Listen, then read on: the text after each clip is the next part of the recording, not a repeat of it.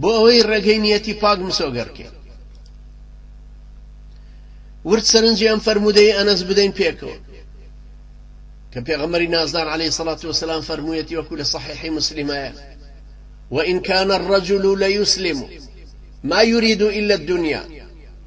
فما يلبث إلا يسيرا حتى يكون الإسلام أحب إليه من الدنيا وما عليها سيدي كان براني برز جاري واهي كابرايك بو آمانجي دنياي دي ومسلمان بيغمري نازدار فرمي عليه الصلاة والسلام هندنا بتاواي لي إسلامي لهرچيشتي دنياي هي زياتر خوش كوابو كابرايا يكم جار ديتا ناومانو بدافعي دنياي بەڵام دوایی وردە ئیسلامەکە وای لێ دێ لە دڵ و دەرونیا ئەم ئینسانە وای لێ دێ هیچ شتێکی بە قەدەرم ئیسلامە خۆش ناکات کەواتە با سوور بین لەسەر نیەتی پاکی خۆن سوور بین لەسەرەوەی ئەم ڕێبازەی کە گرتومانە لەسەر ئەم تەوحید و جیهادەی کە وعد و عەهد و بەڵێنمان بەخوای پەروەردگارمان داوە نیەتەکەمان فاسد نەکەین و نەیگۆڕین بەم نیەتەوە کار بکەین بەڵکو خوای گەورە بمان خاتە ڕیزی ئەو کەسانی کە ئەم متمانەی پێبەخشین پیغمبری نازار عليه الصلاة والسلام وكل الروايات مسلمة أفرمه تضمن الله لمن خرج في سبيله لا يخرجه إلا جهاد في سبيلي وإيمان بي وتصديق برسلي فهو علي ضامن أن أدخله الجنة أو أرجعه إلى مسكنه الذي خرج منه نائلا ما نال من أجر أو غنيمة جواد بقرن رحمتي خواتان له جواب بگرن رحمتی خواتان لبه لو مجدهی پیغمبری نازار علیه الصلاة والسلام بخلکانی چی داو کنیتیان پاک کردوتو لسر ام عهدو بلینی توحید و جهادی بخوای گوریان داو پیغمبری نازار علیه الصلاة والسلام فرمی خواه کفالتی او کساکا کلبر خاطری او لمالی خوی چو بیت درو بو جهاد کردن لپیناوی منا باوری به من هنا بی پیغمبرانی منی برازانی بی من کفیلم ضمانتي أدمك بخم بهشت ويان بيجرمو أو مالو حالي خوي كليبو بوشو كدستي كوتوا چه پاداشتكي بيت چه دست كوت الدنيا يك چه أجريك إنسان لسر نيتك دستي كوت إما بوچي نيتك كمان لناو أمر وتيا والي نكينو برين خوايا إما لسر أمر وتكوبوينتوها لسر توحيد وجهادك بيعتو بلين ما أنبتو داود چیمان ئێستا لەدە سەڵاتە هەیە غەیری ئەوەی کە نیەتەکە پاکین باشە ئەم نیەتەمان بۆچی پاک نەکەین خوای پەروەردگارە فەرمێ قل إن تخفوا ما في صدوركم قل إن تخفوا ما في صدوركم قل إن تخفوا ما في صدوركم يعلمه الله ويعلم ما في السماوات وما في الأرض والله على كل شيء قدير يوم تجد كل نفس ما عملت من خير محضرا وما عملت من سوء تود لو أن بينها وبينه أمدا بعيدا ويحذركم الله نفسه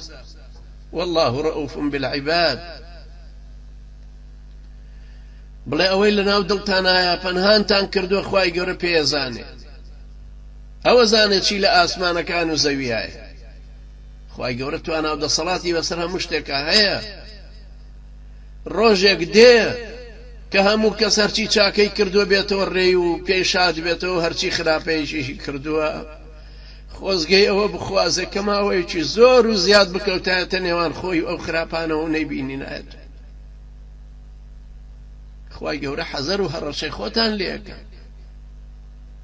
خوش بەرامبەر بەندەکانی بە سۆز و بەزەییە ئەگەر نیەتمان بۆ خوای پەروەردگار بێ و صادق بین لەم عەهد و پەیمانەیە کە بە خوای پەروەردگارمان داوە ئەگەر ڕاستکەین لەم پەیمان و بەڵێنەی بە خوای پەروەردگارمان داوە خوای پەروەردگار حتمەن سەرکەوتنەکەمان بە نسیبەکە بە شەرتێک ئەسبابی خۆشیمان کرد الذين آمنوا وهاجروا وجاهدوا والذين آووا ونصروا هم پێنج مەرجەمان هێنا بێتە دی وەکو ئەخذ بالأسباب نیەتمان پاک بوو بێتەوە لە ڕاستگۆ بین لە عەهد و پەیمانەکەمانە نیەتمان پاک کرد بێتەوە ڕاستگۆ بین لەو عەهد و پەیمانەمانە کە بە خوای پەروەردگارمان داوە حتمەن خوای پەروەردگار سەرکەوتنەکەمان پێ ئەبەخشێت ڕەزامەندی خۆیمان پێ خەڵاتە سەیری ئەم ئاەتە پیرۆزەی سوورەی فەتحکەن چەند ورد بۆمان ڕوونەکاتەوە کە کاریگەری نیەتی پاک چەندە و چۆنە لە خۆڕاگرتنی مەیدانی ڕوبەڕووبوونەوەی جەنگدا یا لە هاتنە خوارەوەی سەرکەوتنی خوای پەروەردگارە یا لە دەستکەوتنی غەنیمەتەکان. لقد رضي الله عن المؤمنين إذ يبايعونك تحت الشجرة. بالتأكيد خوالو إيمان داران الرازي بو كالأجر دارك بيعتك أم بيدا فعلم ما في قلوبهم خواخوي زانية شيئا للضلائل شن رازقون شن صادق لم عهد بيعتي بتوي عنده فأنزل السكينة عليهم وأثابهم فتحا قريبا ومغانم كثيرة يأخذونها وكان الله عزيزا حكيما. وأجره هي من يمسك نايب سريانا بارا بسر كوتنيكي نزيك پاداشتی دانو دست كوتيكي زوريشي بنصيب كرد خواب على دستو كاربجيه فعلم ما في قلوبهم أمن يتكام باق شن وفادار بو شن دل سوز بو دستيان خستنا ودستي پیغمبري نازدار عليه الصلاة والسلام وتيان يا ربي خوايا أما أو بيعتيك پیغمبري نازدار لما ورقلي وإما خاوني أم بيعتي نجو أمير خوايا لمناصرة كردني دينك أما كلا سيريا بي وترى بيعتي رضوان لسر أو بك خو قربن بأعرام بن أقر بشكو جرين فشت هل نكن هل نين را نكن فداشتي نزيكي أمنيته يكسر بدعاء هات خواره فأنزل السكينة عليه هیچ گومان لەوەشانی هەموو کەسە گەزانێ ئێستا عیلمی نەفسی عەسکەری ئەڵێ هێمنی و دڵسوکنایی جەنگاوەر هێمنی و دڵسوکنایی جەنگاوەر وەکو عیلمی نەفسی ئەمڕۆڵێ عیلمی نەفسی عەسکەری ئەڵێ لە کاتی ڕوبەڕووبوونەوەیە ورە بەرزیەکی زیاترە داتەوە بەو سەربازەی کە ئامادەی قیتالەکەیە. ئەمە لە کاتێکە کە عیلمی نەفسی عەسکەری ئەم زەمانەوە ئەڵێ ئیمامی ابن حەجەری عەسقەلانی ڕەحمەتی خوای لێ بێ 600 ساڵ لەمەو پێش لە فەتح الباریە لە مجەلەدی شەشەمە باسی کردو فەرموویەت ئەنجا لەگەڵ ئەم هێمنی و خۆشی و سوکنایی دڵەیە وأثابهم فتحا قريبا ومغانم كثيرة. مش أشكرايا كأم خير وبركته هينية باككان هشتا شر أن نكردو نتشون ميدانك وشر شان نكردو بدوايا شكو خواهي قرى پاداشتی خاونية باككاني للدنيا بوشي ويداوت ومسو قري كرد زياتري شار زاير رقار راستك إخوانك والذين جاهدوا فينا لنهدينهم سبولنا وسركوتنا كشيان بوم سوغرك بلغو نشاني رازقويد لإيشو كاركتا لجهادا لمشقا لتدريبا لإيش كردنتا لإيش كردني استاتا برو بقوة بونوي أو جروبا أو روتا أو إسلامتيا بوشيوية كبيتو ناو أو يكفي هلقتنو مدح كردن يا زم كردن للاين خلقية وتشستو تشالاك النكات يعني لو تشستو تشالاكت كم نكاتوا خوا پرستيكد لاواز نكا بدن يان ليد بقرنوا لدلو درون تيج كاريگريه چي نبي بردوان بي لسر ام هولدان اوي لمشقا بردوان بي لسر خوفير كرد اوي لجهادا بردوان بي لجهاد كردنكي اوي نچوتا جهادك بردوان بي لسر نية طاقكي بو اوي بشداري بي لويك بنيتكي او اجري دسك في غمري نازار عليه الصلاة والسلام بصحابي بالرزكاني افرمو هر كسيك غزاكنك يا نيتي غزاكي نبي مردنك جاهليانا مرد من مات ولم يغزو ولم يحدث نفسه بغزو مات على شعبة من النفاق حديثي صحيح وفرمي هر كسيك نيتي غزا وجهادك نبي خوي بو جهادك آمادنا كرد لسر لقيتي دور روية مر شكو دور روى كان بون كخواي پروردگار باسيا كردن خواي يورا فرمي ولو أرادوا الخروج لأعدوا له عد أقر بيان يستعد جهاد بكن خوان بو آمادا أكري عداد يانكر آمادا باش يانكر وأمش علاقين يبهبوني بيغمبري ناز دارو عليه الصلاة والسلام علاقه بسر أو عهدو بيمانوك بخوا ما انداو بم برناميوك قرتو ما نتبه بم قرآنوك كردو ما نبه بيش روي خومان والربازي خومان وما محمد إلا رسول قد خلت من قبله الرسل أفإن مات أو قتل انقلبتم على أعقابكم ومن ينقلب على عقبيه فلن يضر الله شيئا ومن ينقلب على عقبيه فلن يضر الله شيئا وسيجزي الله الشاكرين. محمد صلى الله عليه وسلم پیغمبرێکە و پێش ئەویش چەندین پێغەمبەری تر هات. ئایا گەر ئەو مردیا کوژرا ئێوە پاشگەزە بنەوە ئەگەڕێنەوە سەر کوفرەکەی جارانتان؟ خۆ هەر کەسێک مرتد ببێتەوە، هەر کەس پاشگەز ببێتەوە، هیچ جۆرە زیانێک بەخوای گەورە ناگەێنێ. خوا پاداشتی سوپاسگوزەرەکان خوا پاداشتی سوپاسگوزەرەکان ئەداتەوە. ئەگەر خۆڕاگری و جست و چالاکی و نیەتەکەمان بە یەکێک لەم شتانە گۆڕا، ئەوە دڵنیابین لەوە کە ئێمە کار بۆ خوای پەروەردگار ناکەین و نیەتەکەمان فاسد. لەگەڵ ئەم نیەتە پاکەیە پێویستە عەمەلی ساڵحمان، پێویستە کردەوەی چاکمان، ئەو کردەوە چاکانەی کە شەرع داوای کرد. و ئەو کەسەی کە لە جیهادەکەیە، ئەوی لە تەدریبایە، ئەوی لە هەوڵدانایە بۆ ئەوەی معسکەرێک تەرتیبەکاو، بۆ ئەوەی کە بەرەو جیهادە ڕوا، مقدماتی جیهادەکە ئەڕوا، خوای پەروەردگار و پاداشتانەی هەمووی بۆ ئەنووسێ، هەمووی بەکردەوەی چاک بۆ ئەنووسێ.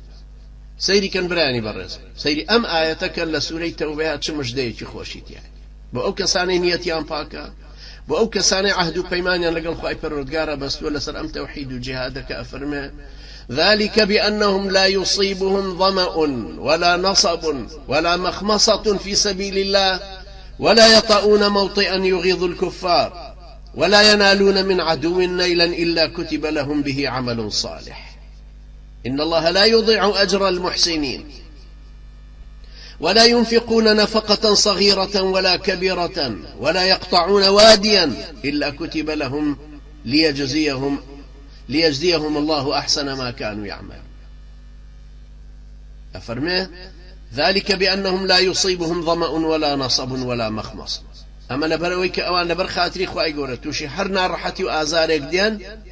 نصب يعني تينويتي، ظمأ نصب ماندوبون، ظمأ تينويتي، مخمصة برسيتي،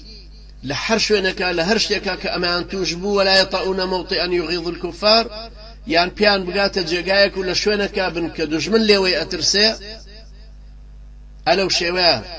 سەنگەر لەوێ هەڵکەنن، یا وجودیان لەوێ بێ، یا مەفرەزەیەکیان چۆتە ئەوێ، یا جێگا و ڕێگایەکیان لەو شوێنەیە، یان زەبروزیانە بە دوژمنە گێنن، ئەمانە هەر هەمویان بۆ بەکردەوەی چاک بۆ ئەو بەڕێزانە ئەنووسن. وەخوای پەروەردگاریش کە ئەفەرمێ إلا كتب لهم به عمل صالح، لێرە مەقصودەکە بۆچی بالضبط بەو شێوەیە بەو وشەیە پێناسەی کردوون بۆ ئەوەی دڵنیابی لەوە کە ئەمە خۆی عمل صالحە بە تعریفی خوای پەروەردگار،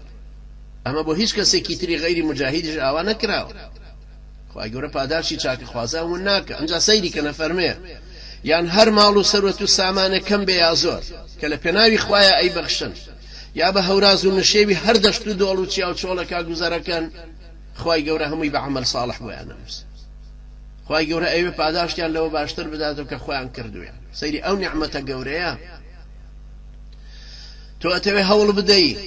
مسلمانان بە قووت ببنەوە و سەربازگەکانیان بۆ دروست بێتەوە، فێرگەی سەربازی و تەدریبکردن و چەکپەیاکردن و عیزەت و کەرامەتەکەیان بگەڕێتەوە. لەم هەنگاوانەی یەکەمەوە تۆ بەشداری لەم ئەجرەیە. بۆچی نیەتت پاک ناکەیتەوە لەبەر خاتری خوا؟ بۆچی ئێرادت بە قووت نابێت کە ئەم مسلمانانە بەهێز ببنەوە بۆی ئەم جیهادە سەر لە نوێ بێتەوە پێش؟ ئەم جیهادە شمشێری بەرگریکردنە لەم دین، ئەم جیهادە نینۆک و دەست و چاوە، ئەم جیهادەیە کە چەتری عیزەتی مسلمانانە. آخر کە ئەم چەترە کەوت مسلمانان وازەلیل. تۆ هەرچی هیلاکی و عەزێت و ئازار کێشانێکت هەیە، هەرچی ماڵ بەخشینێک و هەرچی سەرکەوتن بە چیا و چۆڵ و دۆڵێکە ڕۆی، هەمووی لە پێناوی خوای گەورەیە. بە شەرتی تۆ ئەم پلانت لە مێشکە، ئەم نەخشەیەت لە سەرایە کە ئەبێ ئەم ئیسلامەتیە بەم شێوەیە لە کوردەواری ئێمەیە بەم جیهادەوە بێتەوە پێش. ئەمانە شتێکن کە دوژمنانی خوا پێی قەڵزە، لێوی لێ ئەکرۆژە، تۆ ئەجر وەرەگری لەسەر. چەند کەس هەیە کە لە قیامەتە خوای پەروەردگار بە دەیان سندوقە خێریە خاتەوە بەردەست و پێ فەرمێ ئەمە لە شوێنێکا تۆ حەرەز بووی، لە شوێنێکا تۆ ئیشت دەکرد، لە شوێنێکا ئاەت و تەفسیرەکانت ئەوتەوە بۆ ئەو خەڵکە، لە شوێنێکا تۆ عیزەتی مسلمانانت دەپاراست، مسلمانانت تەشجیع کرد لەم ترسنۆکیەوە ئازمێنن. ئەمە دوژمنان ئەوەندەی تر ناڕەحەتە بوون و لێویان لێ ئەکرۆشتی. و منیش وعدم داوە بەوەی کە لە شوێنێکا بیت کە دوژمنان لێود لێ بکرۆژن و پێی ئیزعاج ببن، بەرەکەت و خێر بەسەر تۆیا بنووسم و خێرەکانت بۆ بنووسم. ئەمە ئەو خێرانەیە کە هاتۆتۆ، ئەمە ئەوە نییە کە خۆت کردوتە، ئەمە ئەوەیە دوژمن لێوی لێ کرۆشتووی، سرودێکت دوتووە، مایکت پێیە، دەرسێکت دوتۆتەوە، غیرەتت ناوەتەوە بەر مسلمانان، پارەیەکت پێیا کردووە. مسلمانە عەزیزەکانی ناو جیهادەکەت پشتیوانیت لە مسلمانە عەزیزەکانی ناو جیهادەکە کردووەتەوە، کرێخانت بۆ داون، بریندارت بۆ عیلاج کردوون، شعرت بۆ وتون، سرودت بۆ وتون، تابلۆیەکت بۆ کردوون، سیدیەکانیان بڵاوەکەیتەوە، ڕەنجێکت بۆ داون، هەمووی بەشدارەت.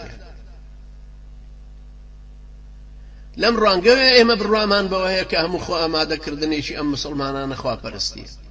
لەگەڵ نوێژ و ڕۆژەکانمانە جیاوازیان نییە،